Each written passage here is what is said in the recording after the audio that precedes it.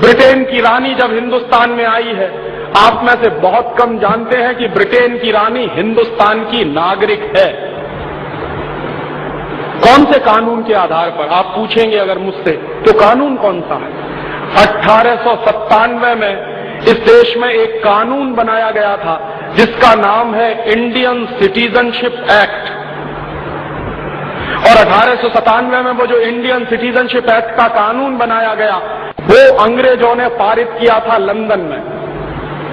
और अंग्रेजों ने 1946 के इंडियन इंडिपेंडेंस एक्ट को पारित करने के बाद क्या किया था? उस कानून के पारित होने के बाद भारत और पाकिस्तान का बंटवारा किया था अंग्रेजों ने। बहुत कम लोग ये जानते हैं कि हिंदुस्तान और पाकिस्तान का बंटवारा अंग्रेजों ने किया था, बाकायदा कानून बनाकर। और उस कानून का नाम है इंडियन इंडिपेंडेंस एक्ट। और उस कानून की प्रस्तावना में, प्रियम्बुल में बहुत साफ साफ लिखा है कि इस कानून के लागू होने के बाद भारत और पाकिस्तान दो डोमिनियन स्टेट्स बनेंगे। डोमिनियन स्टेट्स का माने क्या होता है? एक बड़े राज्य के अधीन छोटा राज्य। डोमिनियन स्टेट्स का अगर शब्द अर्थ जानना चाहे तो चैम्बर्स की डिक्शनरी खोल लीजिए, ऑक्सफोर्ड वाली खोल लीजिए, दुनिया की किसी भी अंग्रेजी किताब की डिक्शनरी खोल लीजिए। डोमिनियन स्टेट्स का माने एक बड़े स्टेट के अधीन एक छोटा राज्य। माने हम, भारत और पाकिस्तान 1946 के उस कानून के आधार पर डोमिनियन स्टेट्स बनाए गए हैं, ना कि इंडिपेंडेंट नेशन। और डोमिनियन स्टेट्स और इंडिपेंडेंट नेशन में बहुत फर्क है। और हम डोमिनियन स्टेट्स हैं किसके? हिज हाईनेस माने यूनाइटेड किंगडम की रानी, उसके हैं हम डोमिनियन स्टेट्स। 1946 का इंडियन इंडिपेंडेंस एक्ट भी बाजार में मिलता है, आप खरीद लीजिए, वो भी 10 रुपए का आता है। उस कानून को पूरा पढ़े या न पढ़े, उसका प्रियम्बुल पढ़ लीजिए, आपकी आंखें खुल जाएंगी कि क्यों ब्रिटेन की महारानी का नाम हिंदुस्तान के राष्ट्रपति के नाम के ऊपर है। इसका जवाब मिलता है 1946 के इंडियन इंडिपेंडेंस एक्ट के कानून। और अगर 1946 के इंडियन इंडिपेंडेंस एक्ट के कानून में हिंदुस्तान और पाकिस्तान दो डोमिनियन स्टेट्स बने हैं, तो हम इंडिपेंडेंट नेशन कहां हैं फिर? तब आजाद कहां हैं हम? और शायद आप में से बहुत कम लोग जानते हैं कि हिंदुस्तान की जो एंट्री है कॉमनवेल्थ कंट्रीज में, तो कॉमनवेल्थ में हमारी entry as a British dominion करके है, ना कि इंडियन रिपब्लिक के नाम से है। और ये इतना गंभीर प्रश्न है, ये गंभीर प्रश्न हिंदुस्तान की आजादी के समय उठाया जाना चाहिए था। और कुछ लोगों ने उठाया भी था, लेकिन उनकी बात को किनारे कर दिया गया, क्योंकि उस जमाने के जो बड़े नेता थे उनको सत्ता की और कुर्सी की वैसी ही भूख थी जैसी आज सीताराम केसरी को है।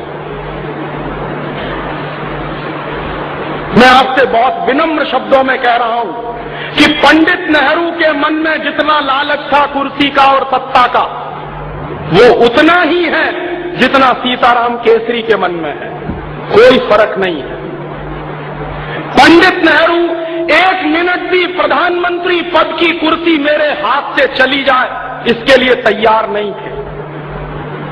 और इतिहास इस बात को अभी खोदेगा किसी दिन, तो जवाब मिलेगा कि हिंदुस्तान में सरदार पटेल के नाम पर कांग्रेस में जब वोट पड़ा था, कांग्रेस वर्किंग कमेटी की मीटिंग हुई थी, और कांग्रेस वर्किंग कमेटी की मीटिंग में यह फॉर्मूला निकाला गया था कि कांग्रेस के तमाम प्रदेशों के अध्यक्ष जिस नाम पर वोट डालेंगे वही आदमी हिंदुस्तान का पहला प्रधानमंत्री बनेगा। और इसका फॉर्मूला कैसे बनाया गया था कि जिस आदमी के नाम पर सबसे ज्यादा वोट पड़ेंगे वो कांग्रेस का प्रेसिडेंट बनेगा, और कांग्रेस का प्रेसिडेंट ही हिंदुस्तान का प्राइम मिनिस्टर बनेगा। ये फॉर्मूला कांग्रेस वर्किंग कमेटी ने निकाला था और उस फॉर्मूले के आधार पर वोट डलवाए गए थे। और उस जमाने में कांग्रेस में 15 प्रदेश अध्यक्ष थे और 15 प्रदेश अध्यक्षों ने जब वोट डाला तो उनमें से 14 वोट सरदार पटेल के पक्ष में पड़े थे, 1 वोट पंडित नेहरू के पक्ष में पड़ा था सिर्फ। और जब पंडित नेहरू के पक्ष में 1 वोट पड़ा तो पंडित नेहरू हार गए और सरदार पटेल जीत गए। तो कांग्रेस वर्किंग कमेटी के फॉर्मूले के आधार पर सरदार पटेल को कांग्रेस का अध्यक्ष बनाना तय हुआ और सरदार पटेल जब अध्यक्ष बनेंगे तो वही हिंदुस्तान के प्रधानमंत्री बनेंगे, ये भी तय हुआ। तब उस समय पंडित नेहरू ने कितनी गद्दारी का काम किया उसकी एक घटना मैं आपको सुनाता हूं। बहुत कम लोग जानते हैं कि जिस आदमी को आप चाचा नेहरू कहते रहे उसने सारे देश को कैसे बेचा है, उसकी आप घटना सुनिए। तो पंडित नेहरू के चरित्र में और सीताराम केसरी के चरित्र में आपको कोई फर्क नहीं समझ में आएगा। हुआ क्या, जब सरदार पटेल वोट जीत गए 14 वोटों से, मैसिव मेजॉरिटी से, तो तय हो गया कि अब तो कांग्रेस के प्रेसिडेंट सरदार पटेल बनेंगे और पंडित नेहरू हार गए, जमानत जब्त हो गई। कारण क्या था, पंडित नेहरू को कांग्रेस में कोई पसंद नहीं करता था। ये सबसे बड़ा सच है, कांग्रेस में कोई पंडित नेहरू को पसंद नहीं करता था। क्यों? उसका कारण था कि पंडित नेहरू चुरूट भी पीते थे, सिगरेट भी पीते थे और लेडी माउंटबेटन के साथ उनके जो संबंध थे उनके बारे में कांग्रेस का बच्चा बच्चा जानता था।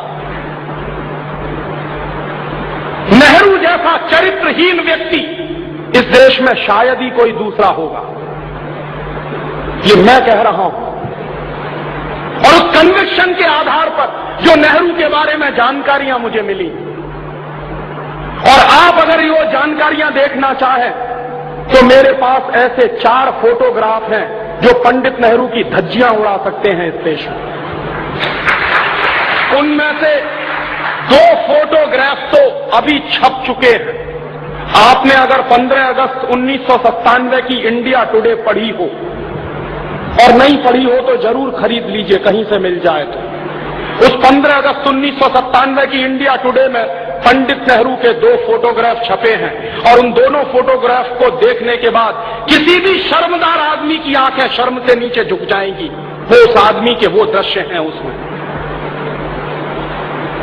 कोई भी शर्मसार सा आदमी ये मानने को तैयार नहीं होगा कि ये हिंदुस्तान का पहला प्रधानमंत्री था।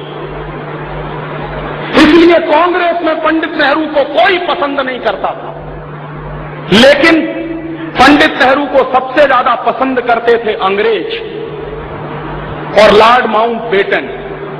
लॉर्ड माउंटबेटन को तो बाकायदा भेजा गया था पंडित नेहरू को फंसाने के लिए और पंडित नेहरू उसमें फंसे थे। तो लॉर्ड माउंटबेटन और अंग्रेज पंडित नेहरू को पसंद करते थे। क्यों? क्योंकि पंडित नेहरू के बारे में सभी अंग्रेज ये कहा करते थे कि ये आदमी शरीर से हिंदुस्तानी है लेकिन इसकी आत्मा अंग्रेज है, इसलिए इसके हाथ में सत्ता दे दो तो कोई वादा नहीं है, अंग्रेजों का ही शासन इस देश में चलता रहेगा। इसलिए अंग्रेज पंडित नेहरू को पसंद करते थे और अंग्रेज चूंकि पंडित नेहरू को पसंद करते थे तो बाकायदा पंडित नेहरू की छवि अखबारों में बनाई गई थी मीडिया हाइप के आधार पर। इस देश के जननेता नहीं थे वो। जननेता होते तो क्यों 14 वोट सरदार पटेल के पक्ष में पड़े और क्यों एक ही वोट पंडित नेहरू के पक्ष में पड़ा? और जब पंडित नेहरू ने समझ लिया और देख लिया कि अब दाल गलने वाली नहीं है, मैं चुनाव भी हार गया हूं, कांग्रेस वर्किंग कमेटी में मेरी मेजॉरिटी भी नहीं रही है, तो पंडित नेहरू गए गांधी जी के पास। और ये गांधी जी की जीवन की सबसे ब्लंडर मिस्टेक मैं मानता हूं जो हुई। क्या किया? पंडित नेहरू गए बापू के पास और बापू को उन्होंने सीधे सीधे कहा कि बापू, अगर मैं हिंदुस्तान का प्रधानमंत्री नहीं बना तो मैं कांग्रेस को तोड़ दूंगा, और अगर कांग्रेस टूट जाएगी तो अंग्रेज हिंदुस्तान से नहीं जाएंगे। फिर उनको ये बहाना मिल जाएगा कि कौन सी कांग्रेस को हम सत्ता दें, जो कांग्रेस पंडित नेहरू वाली है उसको सत्ता दें या जो पंडित नेहरू के बाहर की कांग्रेस है उसको सत्ता दें। तो बापू पंडित नेहरू की इस ब्लैकमेलिंग के शिकार हुए और बापू ने पर्सनल चिट्ठी लिखी। वो पर्सनल चिट्ठी गांधी जी के रिकॉर्ड्स में है, आप चाहें तो देख सकते हैं। गांधी वांग्मय के 100 अंक हैं जो भारत सरकार ने छापे, और गांधी वांग्मय के 100 अंकों के जो लास्ट फेज के अंक हैं उनके आधार पर एक किताब छपी है जिसका नाम है पूर्ण आहुति, और प्यारेलाल जी ने वो किताब लिखी। प्यारेलाल जी गांधी जी के सेक्रेटरी हुआ करते थे, तो प्यारेलाल जी ने पूर्ण आहुति में वो चिट्ठी छापी है जो गांधी जी ने पटेल को लिखी थी। क्या चिट्ठी है कि सरदार पटेल, मैं जानता हूं कि तुम जीत गए, लेकिन नेहरू को प्रधानमंत्री बनाना है, इसलिए मैं चाहता हूं कि तुम वापस ले लो अपना नाम। सरदार पटेल ने बापू से सीधे मिलकर कहा कि बापू, ये आपकी अगर अंतरात्मा है तो मैं तो हमेशा आपका सेवक रहा हूं, आप कहते हो तो मैं अपना नाम वापस ले लेता हूं। और सरदार पटेल ने इतनी दरिया दिली दिखाई, गांधी जी ने उनसे यही कहा था कि नेहरू इस समय सत्ता के मद में अंधा हो गया है और कांग्रेस को तोड़ने की बात कर रहा है, और अगर इस समय कांग्रेस टूट गई तो अंग्रेज जाएंगे नहीं, उनको बहाना मिल जाएगा कि हिंदुस्तान में हम कौन सी कांग्रेस को सत्ता सौंपें, कौन सी कांग्रेस को ना दें। इसलिए अंग्रेजों को ये बहाना ना मिलने पाए, कांग्रेस ना टूटने पाए, तो मैं तुमसे अनुरोध कर रहा हूं कि तुम तुम्हारा नाम वापस ले लो। तब सरदार पटेल ने अपना नाम वापस लिया और इस तरह पंडित नेहरू हिंदुस्तान के प्रधानमंत्री बने। किस तरह की चालबाजी से हिंदुस्तान का पहला प्रधानमंत्री अपने पद तक पहुंचा, आप सोचिए जरा। इससे कम चालबाजियां आज चलती हैं क्या कांग्रेस में?